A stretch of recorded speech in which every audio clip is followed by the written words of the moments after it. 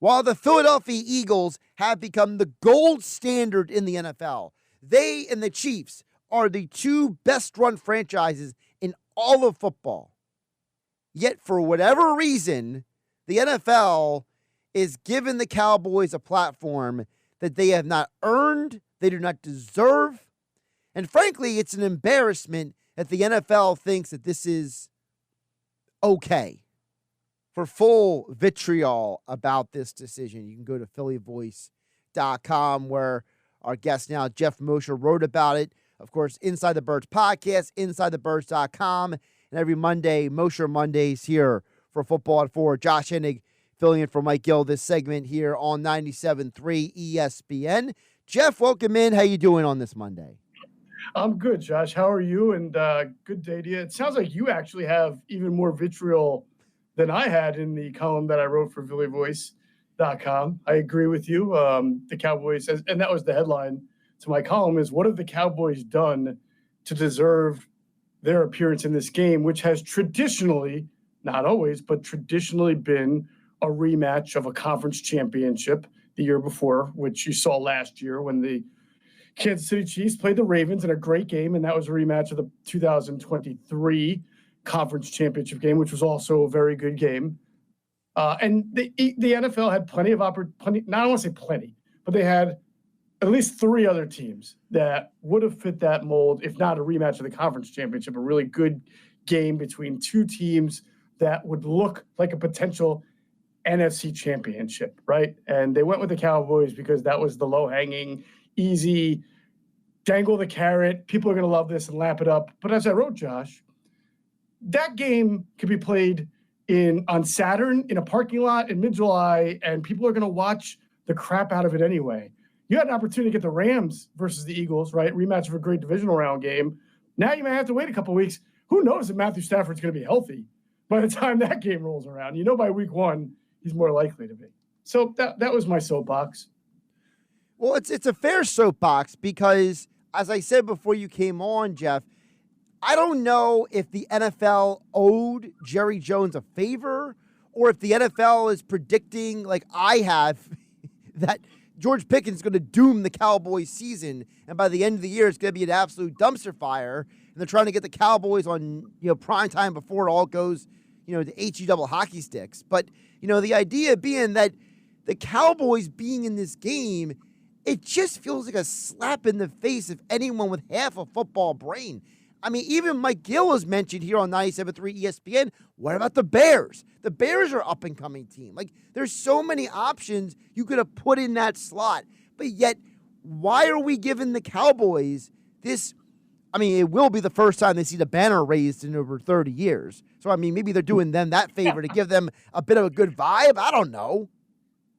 It's possible. You mentioned Jerry Jones. And, as I wrote for Philly Voice, it does feel like the NFL owners are throwing the world's largest pity party for Jerry Jones, because not only does he have to watch the Eagles get way more attention, the rivals, but now the Commanders. And I think most Eagles fans know this, but there might be a lot that don't. In Dallas, Washington is their Eagle. That is their most hated rival. It's actually not the Eagles. Some Cowboys fans will tell you it's Eagles. Those are the ones who live in Philadelphia area, right? But it was always going back to the 80s, Cowboys, Redskins then, Cowboys, Commanders now, that's the rivalry. So now Jerry Jones not only has to see the Eagles gloat, but his team's most hated rival has really got its you-know-what together, and they look like they could be a pretty good force.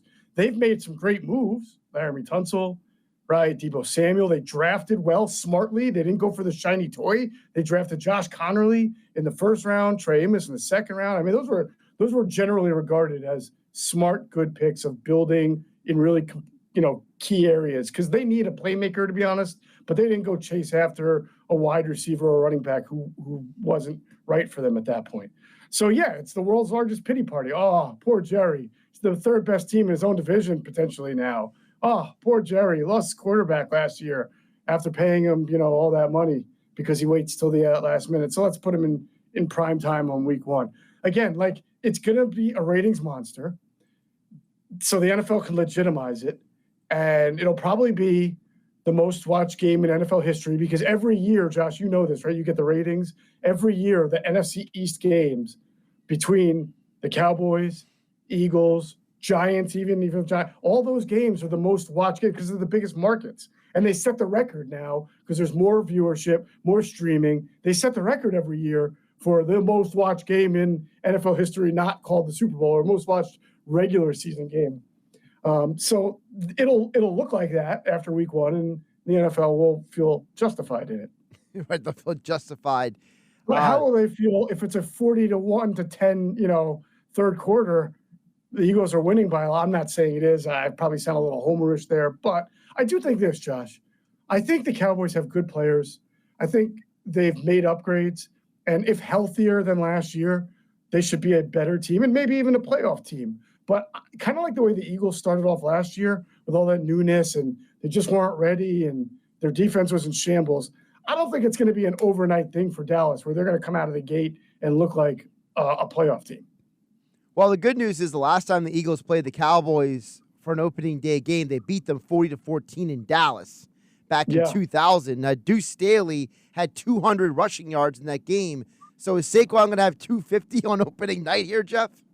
Is he going to drink a lot of pickle juice? I mean, I think that's the big question. I mean, that was a real coming and go fad, too. That whole pickle juice thing took on a life of its own. And then, I don't know, I think we had thought that was going to be like sweeping the league, and then it just did not. I never really understood it because pickle juice is really salty. So I understand if you put a lot of salt in your body, you absorb water. But, I never understood because you're not really supposed to have salty stuff before you go sweat out 80% of your body water. So you have to drink a lot in order to be able to support having that much salt in your body. I think you just answered your own question there. Why it didn't sweep the league? Because probably the sports science guys for other organizations were like, yeah, we're not doing this. Yeah. We'll just drink Gatorade. That seems like a lot more smarter to do. Yeah. Geoff Mosher joining us from the Inside the Birds podcast, InsideTheBirds.com, at Geoff P. Mosher on the Twitter X platform, and, of course, his latest article at Philly Voice. What did the Cowboys do to earn the right to be the Eagles' season opening opponent? Well, apparently what they did was be the only team in the NFC to not reach an NFC championship game since 1997. Apparently that's what they did, Geoff. But I love how our listeners are already reacting to this because we have, I'm put up here, Goody from Galloway. He says, it's okay because Dak Prescott has already thrown an interception in the 2025 season to start the year that night before the game even started. But I do have a question for you from Geoff in Ocean City, who I will note spells his name the same way you do, Geoff Mosher. That's right. Geoff with a G. Yeah. Geoff is a longtime listener, and he always asks good questions. So thank you, Geoff. So he wants from one Geoff to another. Yeah. So one G Geoff to another. Geoff from Ocean City wants to know. Does any of this have to do potentially with the Phillies schedule? We know that early in the year, the Eagles schedule has to work around the Phillies schedule. Well, they have to play a home game, right? It has to be a home game, yes. Yeah, it's got to be. So unless I'm missing something, I'm not sure why the opponent would matter. I mean, that's what he's asking. He's trying to figure out, is there something that maybe we don't know about how this early season schedule is going to play out? Yeah, I can look into that, but I don't think so. I honestly think this was just a chance to put Dallas in a spotlight that it didn't deserve. Fair enough. I am pulling up the Phillies schedule while we bring this up because that is always an interesting question about because there's a lot of people who are season ticket holders for both teams, Geoff, right? You got people who are Phillies fans and Eagles fans. It's usually a pretty common thing, and I'm pulling up the schedule now. They're going to open the season on Thursday at 8:20 against some. I don't think that part is adjustable, right? That when you open up the season, you do it Thursday night.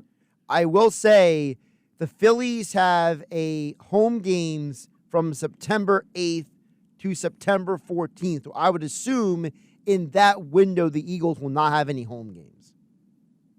Yeah, probably. We'll see. Phillies go back on the road from September 15th to September 21st. Here's something to look up. I would love for you to look up, or maybe I'll do it after this. Ever since they started playing these Thursday night opening games, right? Which is not that long. I mean, what is it? 2006. 2006 was the first year they did it. I'm really getting old. But all right, so, man, on Thursday nights? Wow, 19 years? Well, it was part of apparently the NBC deal originally. But you're talking about when they opened up Thursday Night Football in general. I'm talking about when it became the first game of the year. The season opener was a Thursday night game. That's not been that long. I don't think it's been 19 years. If it is, then I'm just getting old and getting dementia. Well, according to this article from the NFL's website, now, of course, this article was published a while ago, so read into what you will. But apparently, 1 year it was Colts beat the Saints 41-10 in the first one of these. Okay, I would just be curious how often it featured a team with a losing record that didn't make the playoffs the year before. It didn't make the playoff before. That's an interesting question. Or even had a losing record, which is usually hand in hand with not making the playoffs. But sometimes you could have been 9-7 back in the day and not made the playoffs. Yeah, that's an interesting question because I don't think. I mean, I can't think of one off the top of my head because it's like you said, it's usually a team that is either was in the playoffs last year, had an interesting matchup with the team. Like, last year, Ravens, Chiefs. But even the year before, it was maybe the Lions. Did the Lions make the postseason the year before they played the Chiefs? Did the Lions make the postseason the year before they played? I thought that was the first year that they made the playoffs. Did they not? I thought it was, too. So, yeah, I mean, the Cowboys could be like 1 in a million at this point. Mm-hmm. That's crazy. Yeah, I think it would just be interesting to check that because, again, it's always been a pretty, at least in the last, I don't know. You'd have to go back to when it was, all the Thursday night games. It's usually a good team versus a good team. So according to this article from Yahoo Sports, we're doing research on the fly here on 97.3 ESPN. The first kickoff game ever that was held on a Thursday night was actually 2002. But it became like a regular thing in 2006. From 2004 to 2022, the reigning champion has hosted the kickoff game with 2 exceptions, 2013 and 2019. 2019, the Bears hosted the Packers to celebrate the 100th anniversary. 2013, The Broncos hosted the defending champion Ravens due to a scheduling conflict at Baltimore's home stadium. Can you imagine that conversation? Hey, you can't host, you're the Super Bowl champion, but there's a scheduling conflict with your stadium. Like, how does that even happen? I don't know. That makes no sense to me. Yeah, there's lots of information in this. So I'm trying to look through, see if there's an actual list of all these games, like, in a row. Okay, here it is. So let's see here. We know about the Chiefs the last 2 years. We mentioned that. Bills beat the Rams 31-10. The Buccaneers played the Cowboys. Now, the Cowboys missed the playoffs the year before. That was the 2020 year. Oh, what a shock. The Cowboys again got in. So the last team to miss the postseason but play on the game is actually the Dallas Cowboys. The Dallas Cowboys. Go figure. You could have guessed that yourself, Geoff, and you would have been right. I could have. Geoff, before I let you go, and back to the whole Eagles schedule thing. Obviously, has any other game been leaked yet? The other 2 games that were supposed to be leaked today, is that out? I keep checking Twitter, and either Schefter is ignoring it, or I haven't seen it yet. Well, I know. Here's the thing: one is supposed to be announced by Fox. The other is supposed to be announced by Amazon Prime. I don't watch any TV, Josh. So you'd have to tell me, if you're Fox, like, what show are you airing tonight that has a really big audience that you're dropping this news right before, right? Because that's when you would do it, right? Like, you don't.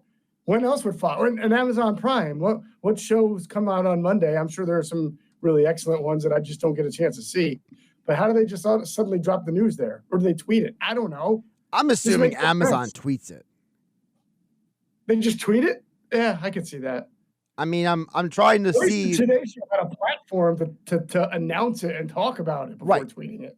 Right, like at least NBC has something legitimate. An audience.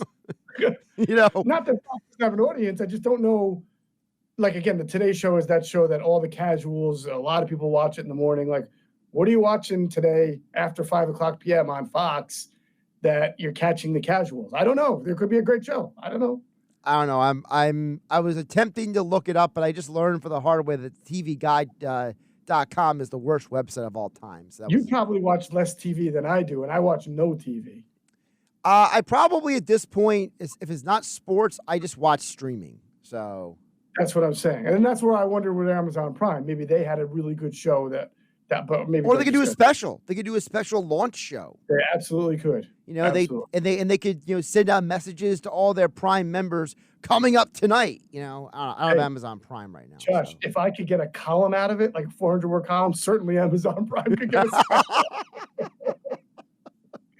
a He's Geoff Mosher at Geoff P. Mosher on the Twitter X platform. PhillyVoice.com is where the latest article is, ripping the NFL's decision to put the Cowboys on opening night versus the Eagles. And, of course, I'm sure a lot of the conversation on the Inside the Birds podcast after the full schedule is dropped this week. You and Adam, and we'll see if the Checo pops in. He usually does this time of year. But, Geoff, appreciate you jumping on today. Good stuff. Great article. I thoroughly enjoyed it. It made me laugh multiple times.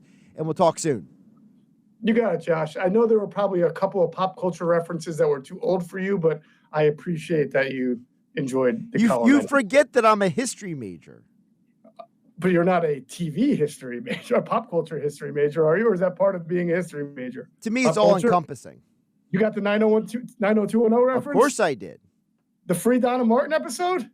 I am proud of you, my friend. Good job. Don't be that proud of me. I've just heard Gil mention it so many times. How could I forget?